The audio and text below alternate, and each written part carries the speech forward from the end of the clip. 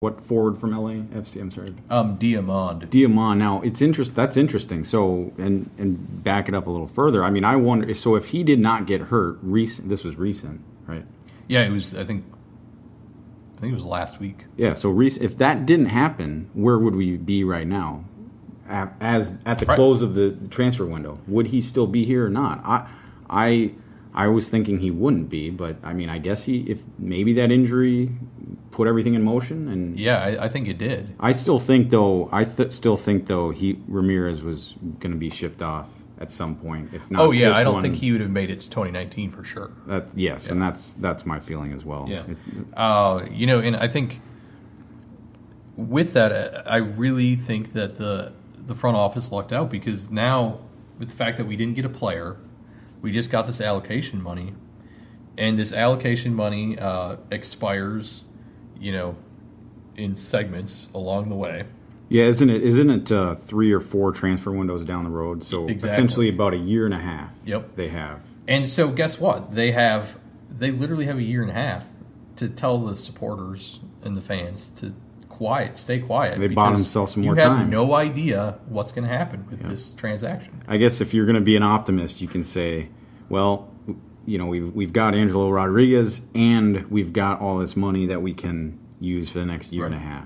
So, and as far as the actual agreement goes, we should mention the exact numbers. Yeah, it was. So it's $250,000 general allocation in 2018. This is based off of what I read online. That expires May 2020.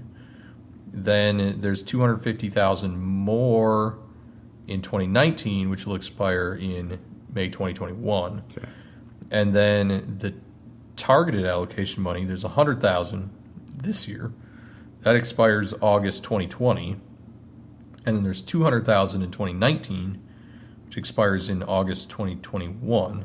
Okay, so that makes sense. Oh, and then I'm sorry, there was one more. And then the performance-based $200,000. And specifically, that's based on number of goals. They didn't publish a number, but it's based on a certain goal number. And maybe it's I think it's minutes played too. Minutes played and goals scored. So it might be an all or nothing thing, or it could be tiered. Yeah. They didn't mention that either. Yeah, there's no details on that at all. I think as we're all Christian Ramirez fans, I think we can assume he's going to get those targets. Well, I think Christian definitely won on this. He gets to go home. All his family's in Southern California. He's from Southern California, and he's going to get to play with a team that has a midfield. Right. And, I think you can argue that had we had a solid number 6 and didn't have a weird defensive midfield by committee, that, I think Christian would have scored, 18, 19, 20 goals last year as opposed to the 14. Yeah, okay. So then in a perfect scenario, let's just, this is if you're trying to play Mr. Brightside and wipe away the tears that a lot of people have, right, that comment probably didn't help, because I just said he should have scored more had we done things right. Right, yeah. A perfect world then is Angelo Rodriguez steps up and is the forward that the United want him to be.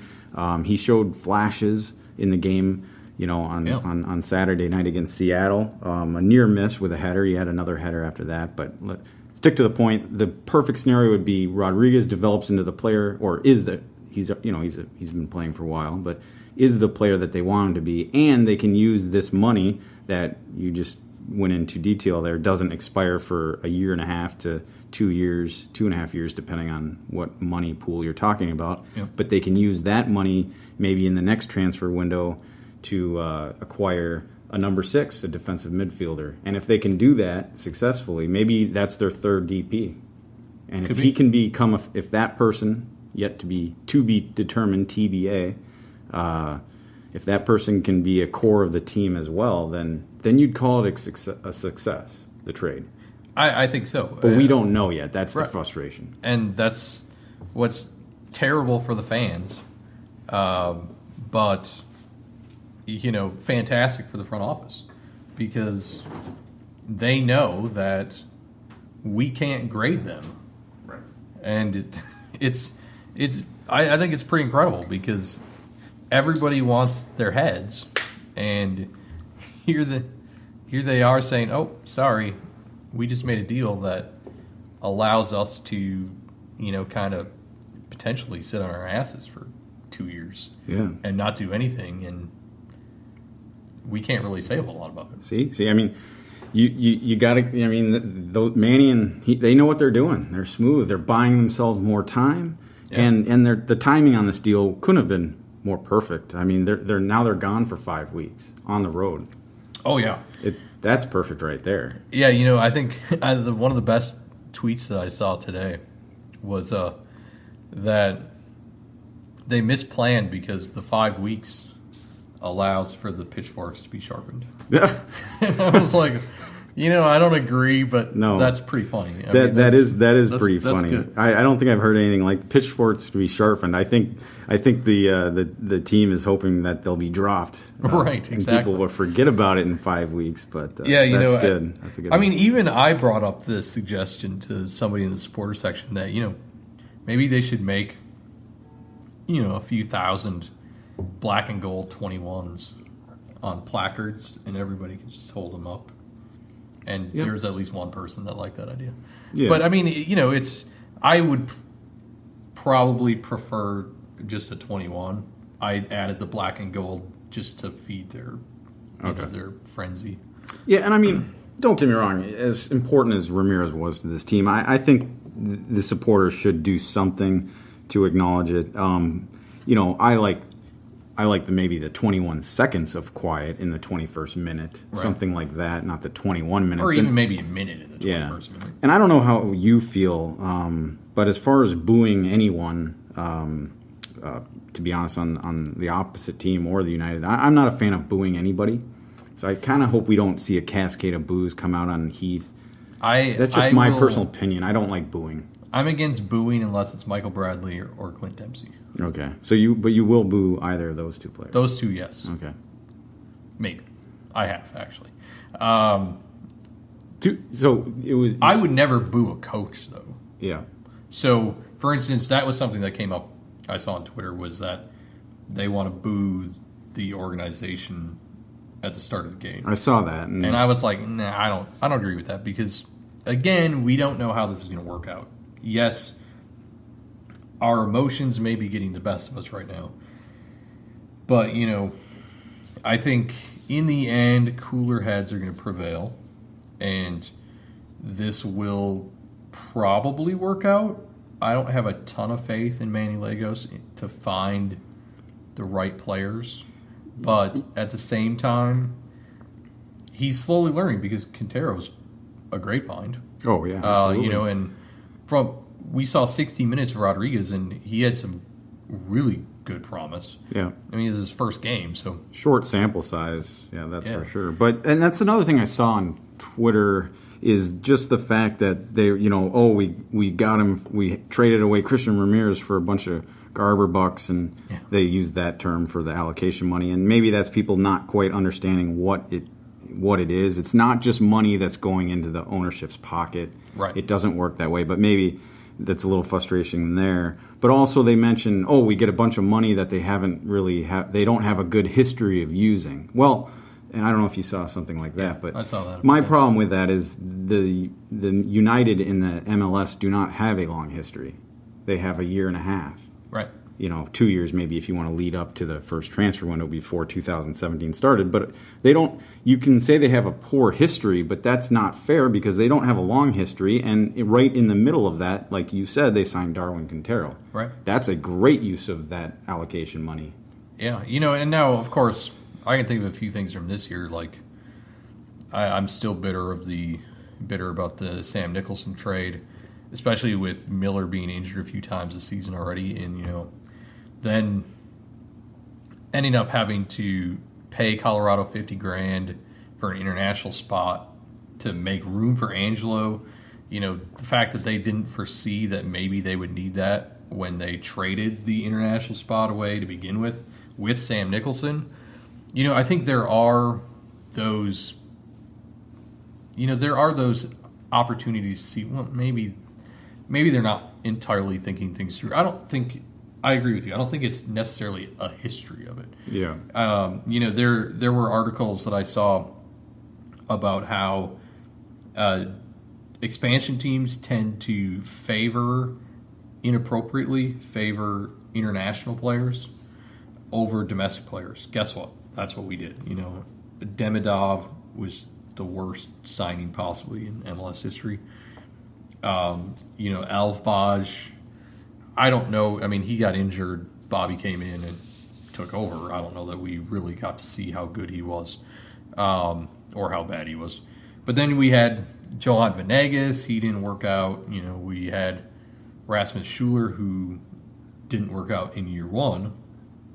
Loaned him out, and now he's come back, and he looks pretty good. So there's a situation where it's like a reasonable example of them maybe making a correct decision. Yeah. Okay. So to my point, it's a short history, but you're kind of bringing me around 180. I'm starting to see where that kind of anger was coming from, because every point that you brought up was a good one, and that is not a good record necessarily in that short time frame, but for me it's they totally redeemed themselves moment with DQ Darwin. Yeah, and I was just going to say, I gave 4 examples of poor decisions, but at the same time Darwin is a home run, so even though he's just one, I think he kind of accounts for 2. Yeah. Rasmus Schuler is an example of where he maybe just wasn't ready for MLS, and now he's back, and I think he's been one of the best players on the team. Yep. So now you had 4 bad examples, and now you have 2 good examples, one of which is phenomenal. I think the Awundu Ekoo, he's the center back from Cameroon who has. Wait, I think he did see minutes finally this year against Cincinnati, maybe? No, against Saprissa in the friendly. He finally got on the field. And you have Pangop, who has seen a few minutes but hasn't really done a whole lot. For whatever reason, Romario came in one game and hasn't been seen since.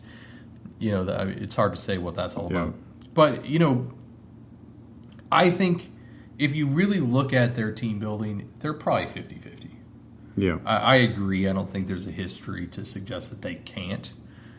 There's a history that suggests they might not be fantastic at it. Right. And okay, so just to put, I think because you brought up the dollar amount of allocation money, it's a possibility of $1 million, but a minimum, I suppose, of $800,000.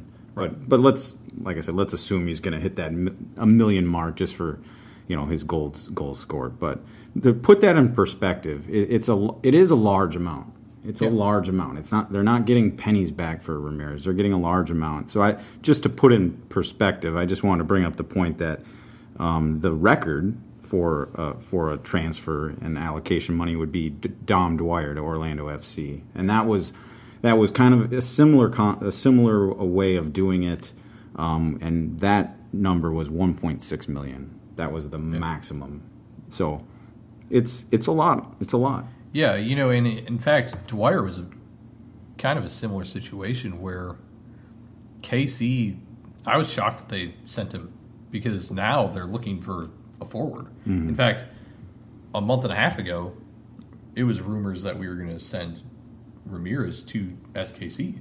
And that would have been insane because, they're obviously our biggest rival, which I can't imagine heads would have been just rolling everywhere had that happened. That would have got us a little bit fired up as people who recognize that